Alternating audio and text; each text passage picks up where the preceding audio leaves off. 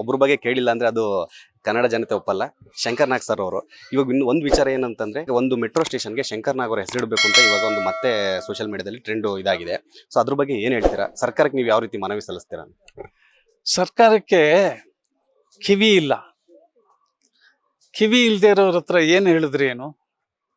So ಹಂಗಾಗಿದೆ ಈ ಅಭಿಯಾನ. ಈಗಲ್ಲ, ಭಾಳ ವರ್ಷದ ಮುಂಚೆ, ಮೆಟ್ರೋ ಶುರುವಾಗಕ್ಕೆ ಮುಂಚೆಯಿಂದ ನಾವು ಎಲ್ಲರೂ ಕಿಚ್ಚಾಡಿದ್ದೀವಿ, ಕೂಗಾಡಿದ್ದೀವಿ, ಮನವಿ ಸಲ್ಲಿಸಿದ್ದೀವಿ, ಸೆಂಟ್ರಲ್ ಮಿನಿಸ್ಟ್ರುಗಳು ಕೂಡ ಹೇಳಿದ್ದೀವಿ.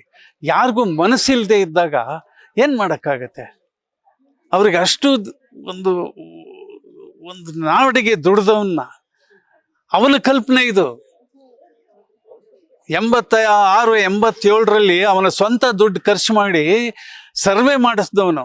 ಅವನು ಬೆಂಗಳೂರು ಮರಗಳು ಕಡಿ ಅಂತ ಹೇಳಿರಲಿಲ್ಲ. ಎಲ್ಲ ಅಂಡರ್ಗ್ರೌಂಡಲ್ಲಿ ಲಂಡನ್ನಲ್ಲಿ ನೋಡ್ಕೊಂಡು ಬಂದವನು. ತಕ್ಷಣ ಅವನು ಮಾಡಬೇಕಾಗಿದ್ದ ಕೆಲಸ ಅದು ಅಂತ ಹೇಳಿ ಅವನು ಸ್ವಂತ ದುಡ್ಡು ಖರ್ಚು ಮಾಡಿ ಸುಮಾರು 9-10 ಲಕ್ಷ ರೂಪಾಯಿ ಆಗಿನ ಕಾಲಕ್ಕೆ ಖರ್ಚು ಮಾಡಿದ್ದಾನೆ. ಅಂಥವನಿಗೆ ಯಾವುದೋ ಒಂದು ಸ್ಟೇಷನ್ಗೆ ಅವ್ರ ಹೆಸರಿಡೋ ಒಂದು ಮನಸ್ಸಿಲ್ಲ ಅಂತಂದರೆ ಅವ್ರಿಗೇನು ಹೇಳೋದು?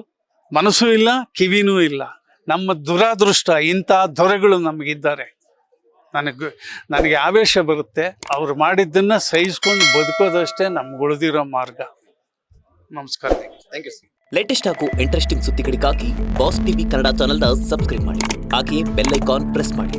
ಇದರ ಜೊತೆಗೆ ಫೇಸ್ಬುಕ್, ಇನ್ಸ್ಟಾಗ್ರಾಮ್, ಎಕ್ಸ್ನಲ್ಲೂ ಮಿಸ್ ಮಾಡದೆ ಫಾಲೋ ಮಾಡಿ.